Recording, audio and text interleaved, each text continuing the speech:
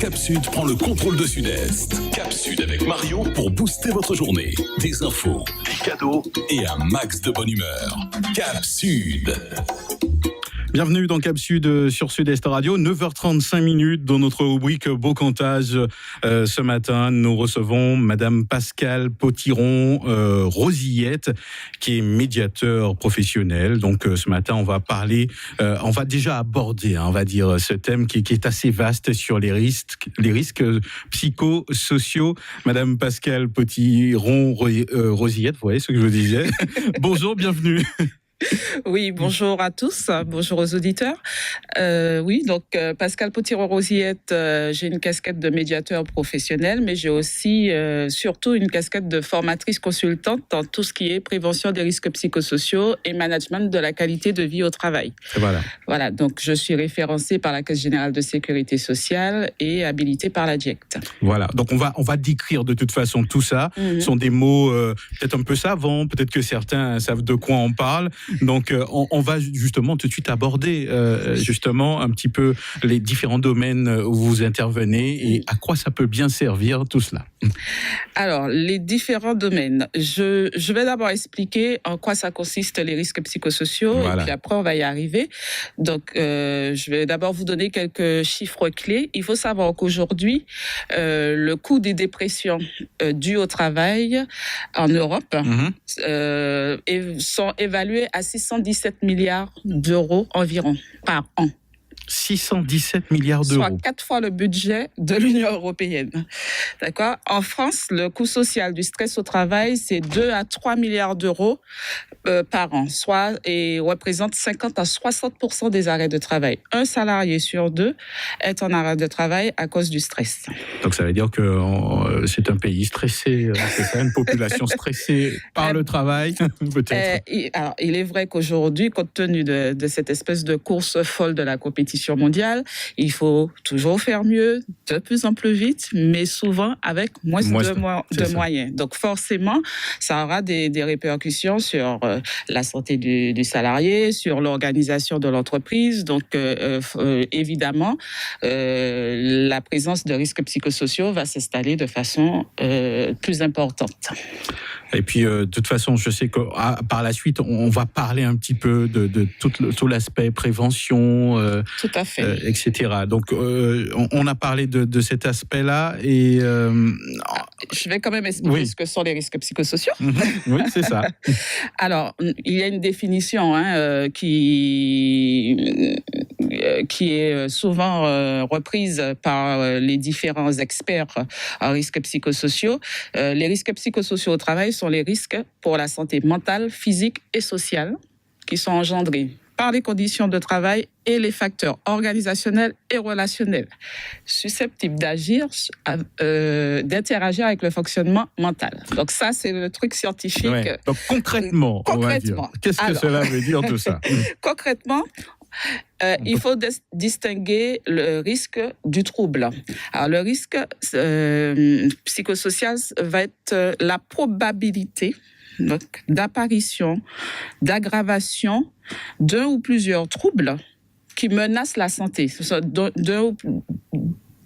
d'une ou plusieurs atteintes à la santé du salarié. Et ça peut être santé physique comme ça peut être santé mentale.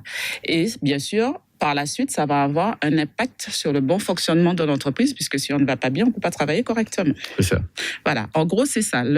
Alors, vous avez ce qu'on appelle les facteurs de risque. Je vais vous en citer quelques-uns, comme la complexité du travail, l'intensité du travail, des problèmes d'autonomie, les rapports sociaux qui sont dégradés dans les entreprises, problèmes de climat social, parfois les exigences émotionnelles. Par exemple, une personne qui travaille à l'hôpital va se retrouver confronté à des exigences émotionnelles, les conflits de valeurs, quand on se retrouve en contradiction avec ses propres valeurs dans un métier.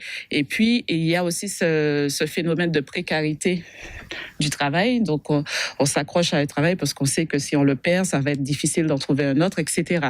Tout ça, ça va provoquer ce qu'on appelle des risques. Les risques, le stress, état de stress, stress chronique. Ça va être les violences, qu'on appelle violences internes et violences externes, comme le harcèlement moral, le harcèlement sexuel, les agressions physiques ou verbales, les conflits. Souvent, dans les entreprises, il y a ce qu'on appelle des conflits larvés. On dit pas bonjour à la collègue, on passe dans le couloir. S'il y a un document à lui transmettre, on va passer par une autre collègue, etc., etc. Les intimidations, les menaces, ça existe dans les entreprises, les insultes. Et puis souvent, quand on est confronté à des clients ou dans les entreprises, dans les organismes publics, à des administrés, il peut y avoir les incivilités. Quand la personne est mécontente, etc. Et puis, enfin, voilà. En gros, c'est ça. Et puis, vous avez aussi ce qu'on appelle le syndrome d'épuisement professionnel, le fameux burn-out, lié au surmenage. On reviendra dessus par la suite. Alors, tous ces risques vont provoquer des troubles. C'est pour ça que je faisais la différence tout à l'heure entre risque et trouble. Les troubles, ça va être quoi? Démotivation, troubles anxieux, hypertension, dépression, épuisement. Ça peut aller jusqu'au suicide. Ça peut provoquer des accidents de travail graves, puisque comme on est moins concentré, on est préoccupé, on aura des moments d'inattention. Et des migraines, des dépressions, voilà. Donc en gros, ça va être ça, les troubles, la tête à la santé. Ça, c'est vrai qu'on a abordé plein de choses en même temps, mais après, c'est vrai que je suppose que sous cela est régi. À quel moment, c'est vrai qu'on répondra par la suite dans les prochaines émissions à certains thèmes directement, mais d'une manière générale, à quel moment on peut dire que tout cela est lié? Est-ce qu'il y a des lois, des choses qui sont mises en place pour pouvoir définir que, bon, allez, ce trouble-là est lié vraiment au travail, à un comportement, à plein de choses? Alors oui, donc en fait déjà, on va définir les obligations. Voilà, ça c'est mieux. Les obligations légales, je sais. Alors, il faut savoir qu'un employeur, il a une obligation légale de moyens, ça s'appelle une obligation légale de moyens renforcés. En fait, il doit prendre toutes les mesures nécessaires pour protéger la santé physique et mentale de ses salariés. Ça, c'est le Code du travail qui le prévoit. S'il y en a que ça intéresse, c'est l'article 41-21-1.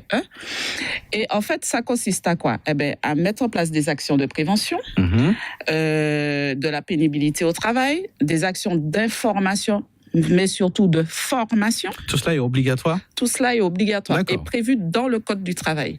Et la mise en place d'une organisation et de moyens adaptés. C'est pas le salarié qui doit s'adapter au travail, c'est le travail qui doit s'adapter au salarié. C'est ça la règle.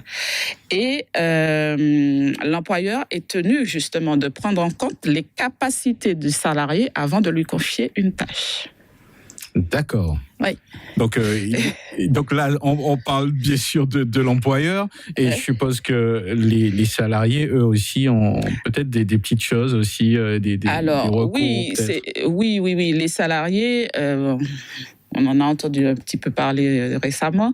Les salariés ont droit à ce qu'on appelle le droit d'alerte, le droit de retrait. Le droit d'alerte, s'ils ont repéré qu'il y a un dysfonctionnement qui peut porter atteinte à la santé mentale ou physique d'un collègue ou eux-mêmes, ils peuvent alerter les représentants du personnel, l'employeur ou la direction des ressources humaines.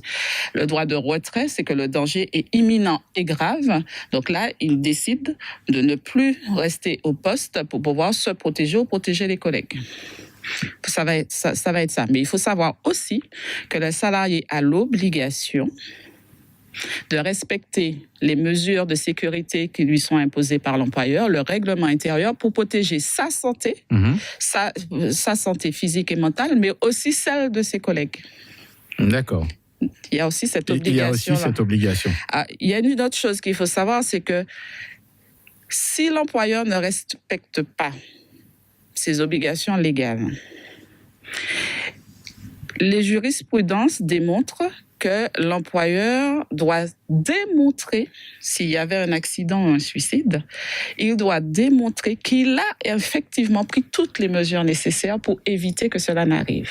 S'il n'est pas en mesure de le démontrer, il peut se retrouver mis en accusation pour faute inexcusable de l'employeur. Et là, il risque beaucoup parce qu'il risque des sanctions pénales, mais aussi des sanctions civiles qui peuvent porter atteinte jusqu'à son patrimoine personnel. D'accord. C'est vrai qu'on parlait de cet article-là en début d'émission. Oui. Donc, un employeur aujourd'hui est tenu de respecter cet article en termes de prévention. De prévention, d'information, de formation. Il y a aussi le fameux document unique d'évaluation des risques. Dès lors qu'un employeur a un salarié. D'accord. Uniquement. Un salarié. Il est obligé de mettre en place le document unique et le mettre à jour chaque année. S'il ne respecte pas cette obligation, il va se retrouver en faute par rapport à l'inspection du travail. Il pourra se retrouver à payer des amendes. Mais en plus, si jamais il y a un accident, on va décider qu'il n'a pas pris les mesures nécessaires. Donc, il sera de fait accusé de faute inexcusable de l'employeur. Alors, on peut dire que d'une manière générale, que les patrons sont au fait de toutes ces informations. Ils sont censés être au fait de toutes ces informations.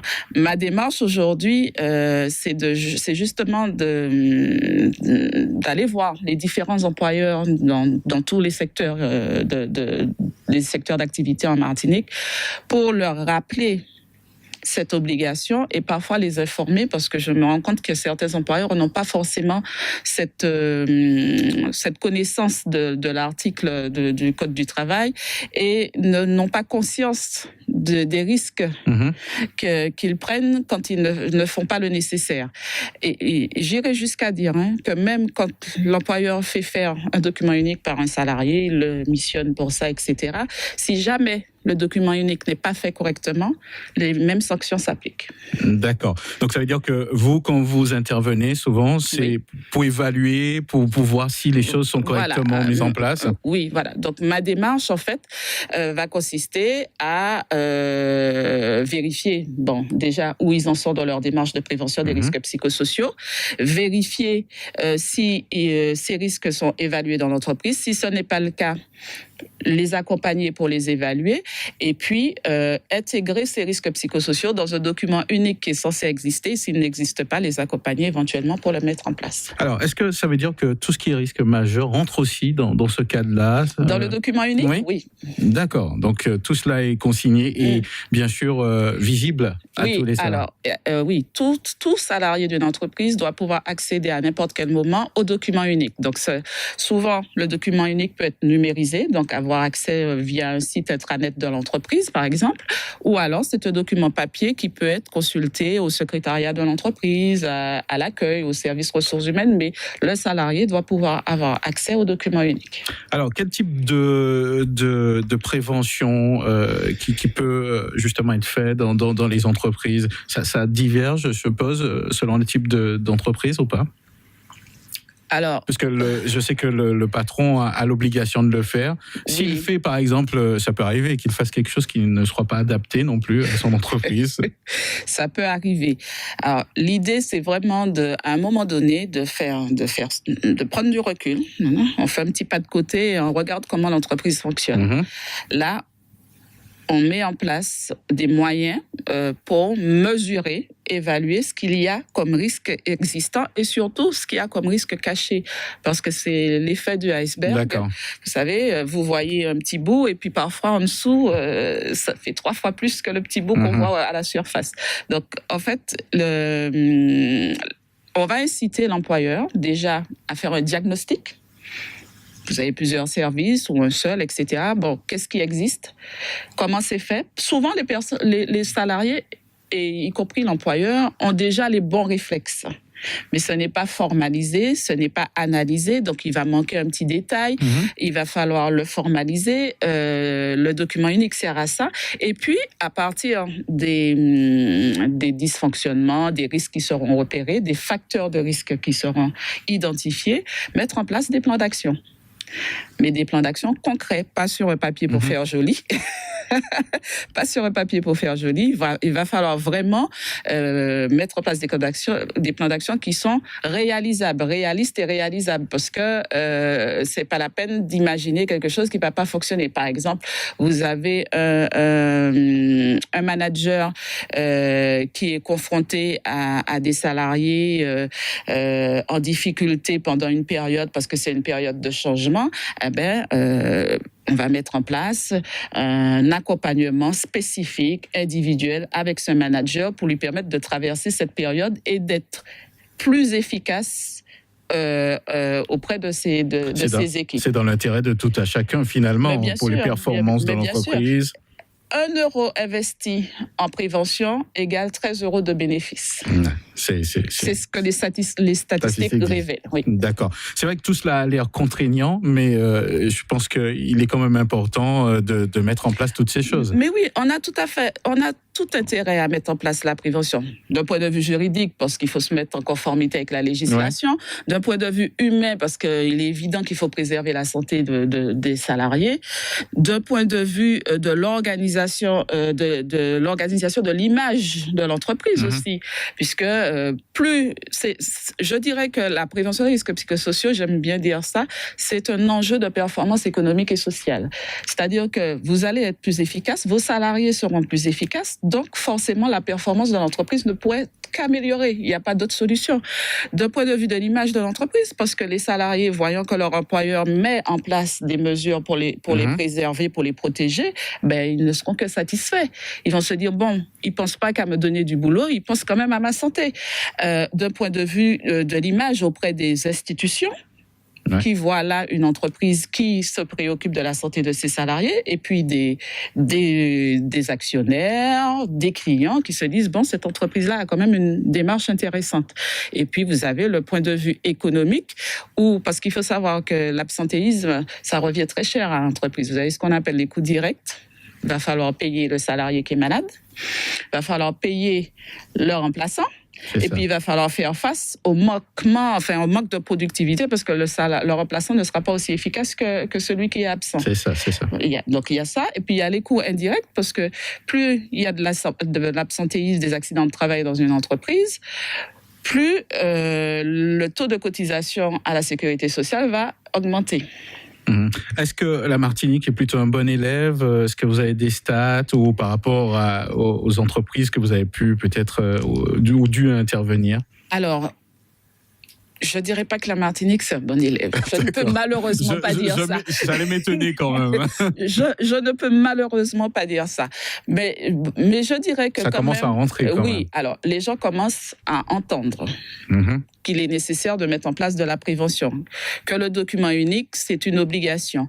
Mais ils n'ont pas tous forcément l'information comme il faut. Ça, c'est une chose.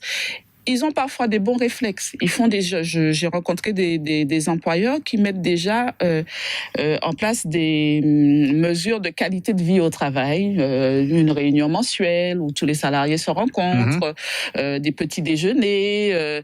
Ils vont mettre en place des journées QVT, qualité de vie au travail, etc., pour inciter à la cohésion et à la dynamique de groupe. Donc, ce sont de bons réflexes, mais qui ne sont pas forcément formalisés en termes de prévention.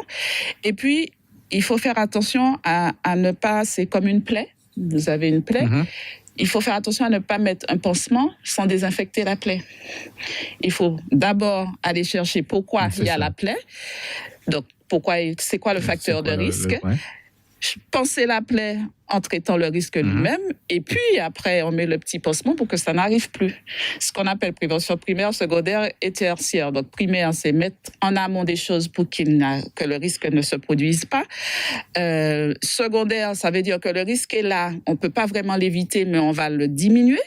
D'accord ? On va mettre en place des mesures qui vont diminuer la gravité du risque. Et puis, tertiaire, c'est-à-dire que il y a déjà une souffrance, il y a déjà un salarié en souffrance, il y a déjà un salarié en burn-out, ou il y a déjà des conflits dans l'entreprise, un climat social qui est difficile. À ce moment-là, comment, par exemple de la médiation, Vous avez dit que j'étais médiateur, donc il y a la possibilité de mettre en place des médiations internes dans les entreprises, de mettre en place des enquêtes internes et des conduites d'entretien individuel pour accompagner les personnes en souffrance, de mettre en place aussi ce qu'on appelle les espaces de discussion au travail, animer des espaces de discussion au travail où on parle travail, c'est pas pour papoter. Ce que craignent les employeurs, c'est que ça papote, mais c'est pas pour papoter, c'est vraiment pour échanger sur les pratiques, faire des analyses de pratiques. Ça peut permettre d'améliorer les voilà, choses. Mais bien sûr, et on parle le même langage. Et parler le même langage, ça permet de mieux vivre au travail, de mieux travailler. Et puis surtout de mieux travailler ensemble, de mieux être au travail, de mieux travailler ensemble. Et la particularité des espaces de discussion au travail, c'est que ça se fait entre pairs. Donc, personnes de même catégorie socio-professionnelle. Donc, on n'a pas peur de s'exprimer. C'est ça. On n'a pas peur de s'exprimer. La parole se libère. Et une fois que la parole se libère, eh ben, on peut trouver des solutions. Ah ouais, tu as eu ce problème-là. Mais moi, la même chose m'est arrivée la semaine dernière, mais j'ai fait comme si, ah bon, et ça a fonctionné. Eh ben voilà. Est-ce qu'on peut formaliser un process comme celui-là? Finalement, ça peut permettre de gagner du temps. Tout ça. Surtout, on devient beaucoup plus efficace et je dirais même plus efficient. C'est-à-dire que là, vraiment, on sera dans une démarche de performance économique et sociale. Alors, on va dire deux petits mots santé. Est-ce qu'aujourd'hui, les professionnels de santé sont à même de poser un diagnostic réel sur la santé et si c'est lié vraiment au travail? Oui, alors... Ou sinon, il faut des signalements, parce qu'on pourrait croire que des fois que le salarié, il ne veut simplement pas aller travailler. On ne peut pas croire. Il y a que le diagnostic du médecin qui va permettre de l'établir. Un employeur... Parce qu'ils ont une part importante, finalement, les professionnels de santé, quand même. Oui, tout à fait. C'est-à-dire que salarié qui ne se sent pas bien, qui présente des troubles, comme ceux qu'on a évoqués tout à l'heure, il faut qu'il aille voir son médecin traitant. Et ce n'est que le médecin traitant qui pourra, à travers différentes phases de diagnostic, y compris des analyses de sang, y compris un questionnaire qui existe. Il existe différents questionnaires pour savoir, par exemple, si on est en burn-out. Il y a des questionnaires qui existent et en fonction du résultat, le médecin traitant va poser le diagnostic. Et si effectivement le diagnostic est posé et que le salarié est en arrêt de travail, il a la possibilité aussi de se rapprocher du médecin du travail qui va peut-être pouvoir l'aider à affronter cette période difficile de façon plus sereine. Est-ce qu'on peut dire deux mots sur le burn-out? On l'utilise à tout bout de champ, on en parle, mais qu'est-ce que c'est réellement? À quel moment on parle de burn-out? Alors... Le burn-out est aussi appelé syndrome d'épuisement professionnel. D'accord. Alors, burn, brûler, c'est vraiment un effondrement psychologique, physique et psychique de l'individu. Donc on est déjà arrivé à la limite, si je comprends bien, quand on parle Quand on est en burn-out, il y a forcément un risque de passer à un acte irréversible. La personne qui est en burn-out doit être accompagnée justement pour éviter que cela n'arrive. Souvent, il y a des signes visibles, de toute façon. Ah oui, tout à fait. Vous avez un certain nombre de symptômes pour les burn-out. Un salarié, alors, il y a plusieurs phases. Il y a la phase où il va s'adapter. Donc, il va mettre en place un certain nombre de réflexes. Ce qu'ils font souvent. Voilà. Donc, il va boire 8 cafés par jour. Il va rester au travail de 6h du matin à 23h. Et il va entrer dans une phase de surmenage. Et plus il va s'impliquer de cette façon dans cette phase, plus le burn-out va s'installer de façon, je dirais, insidieuse. J'aime bien dire que le burn-out, c'est comme quand on est cocu, on est le dernier à le savoir. D'accord. Donc en fait, on est souffrant, mais on ne le sait pas. Tous les autres voient le changement qui est en train de s'opérer. On est plus irritable, il y a une forme de cynisme qui s'installe quand on arrive vraiment à l'extrême, c'est-à-dire que cette conscience professionnelle, parce que le burn-out n'arrive qu'à ceux qui ont une très grande conscience professionnelle en principe. En général, cette conscience professionnelle va commencer à se diluer et là, va s'installer une forme de cynisme où plus rien ne nous intéresse. Mais pas, malheureusement, et c'est ça le danger du burn-out, ça ne va pas se produire qu'avec le travail. Ça va se produire dans la famille, ça va se produire avec le milieu associatif, les amis, la famille, etc. Et avec soi-même. On va s'autodétruire en fait quelque part et là c'est là que le danger s'installe et beaucoup de personnes qui ont été victimes de burn-out ont pensé à un moment donné, ne serait-ce qu'un dixième de seconde, au suicide. C'est ça.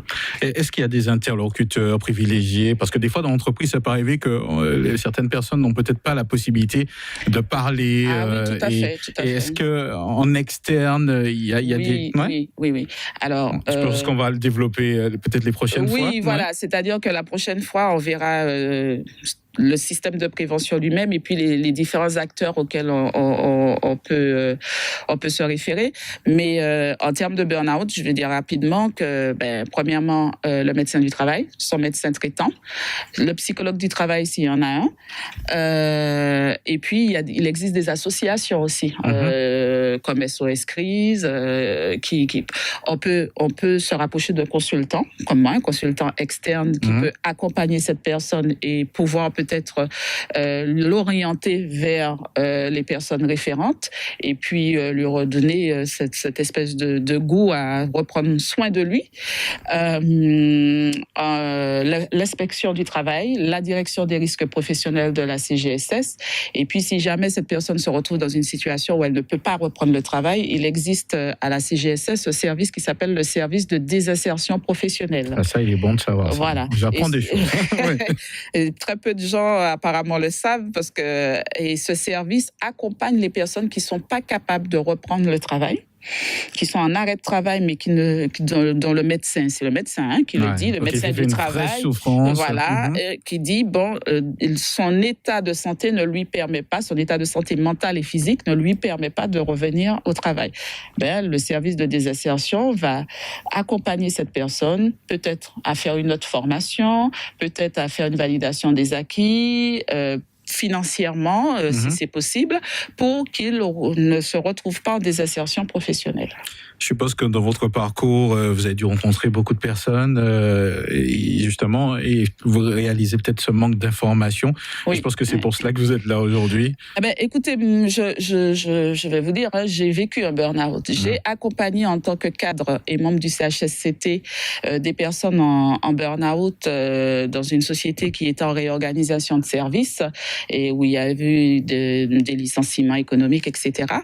Et je me suis moi-même retrouvée au bout de 2 ans en burn-out après avoir accompagné ces personnes. J'ai vécu le burn-out et je n'ai pas eu les interlocuteurs et les informations qu'il fallait. Vous êtes retrouvée seule? Je me suis, oui, on va dire ça. Donc c'est à partir de là que j'ai décidé, je suis partie à Paris 1 semaine par mois, me former à un diplôme de conseiller en prévention des risques psychosociaux parce que je voulais comprendre ce qui s'était passé, comment ça s'était passé et comment ça pouvait être évité. Voilà. Et c'est pour ça qu'aujourd'hui, je mène cette démarche au-delà de la profession elle-même. Ça me tient vraiment à cœur d'accompagner les salariés et les entreprises à éviter que cette souffrance au travail ne continue à s'installer. Puisque vous voyez bien que plus ça va, plus il y a de souffrance au travail, puisque le contexte socio-économique n'est pas très favorable à un bien-être au travail. Alors, avant de terminer, on va rappeler qui est-ce qui peut justement vous contacter, vous demander d'intervenir ou vous demander des conseils? Alors, tout le monde, c'est-à-dire les salariés peuvent me contacter, les employeurs peuvent me contacter, les représentants du personnel aussi, sachant que si je dois mener une démarche dans l'entreprise elle-même, l'idéal, c'est d'avoir l'accord de la direction et des représentants du personnel pour faire vraiment un travail de co-construction. C'est ça. Est-ce qu'il y a un numéro de téléphone? Oui, bien sûr. Alors, le 06 96 98 30 35.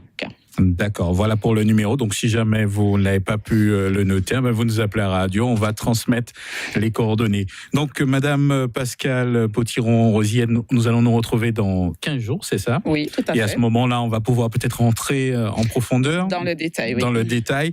Et j'avoue que même là, aujourd'hui, je vois qu'il y a beaucoup de choses, il y a beaucoup d'informations. Oui. Ouais. Et on se rend compte qu'il y a des choses à faire. Il y a beaucoup de choses à faire. Mais s'y mettre déjà, se réunir autour de cette problématique-là, c'est déjà un progrès. Donc après, c'est vraiment prendre le problème à bras-le-corps puisqu'il est complexe et pouvoir travailler de concert avec tous les acteurs concernés. C'est vrai que les patrons, des fois, sont souvent dans le guidon sur les objectifs et peut-être n'ont pas le temps. Voilà, ils n'ont pas le temps et le recul suffisant pour pouvoir y réfléchir. C'est pour ça que l'intervention d'un intervenant externe, lui, il aura toute l'objectivité et le recul qu'il faut, sachant qu'un intervenant externe, un consultant externe comme moi, on a un code déontologique.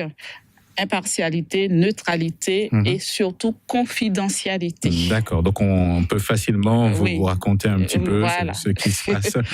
Effectivement, sans problème. Merci donc Madame Pascale Potiron-Rosier de venir nous parler de ces informations. On a parlé plus ou moins des risques, on a parlé des devoirs aujourd'hui, on a parlé un petit peu du burn-out et je rappelle que cette vidéo sera disponible sur le Facebook de la radio, donc vous allez pouvoir la revoir si jamais vous avez pris l'émission en cours. Donc on se donne rendez-vous dans 15 jours, c'est ça? Oui. Pour une nouvelle émission, un nouveau thème. Nous allons en parler par la suite. Merci à vous. Merci à vous. Et à très bientôt. À bientôt. Radio Sud-Est.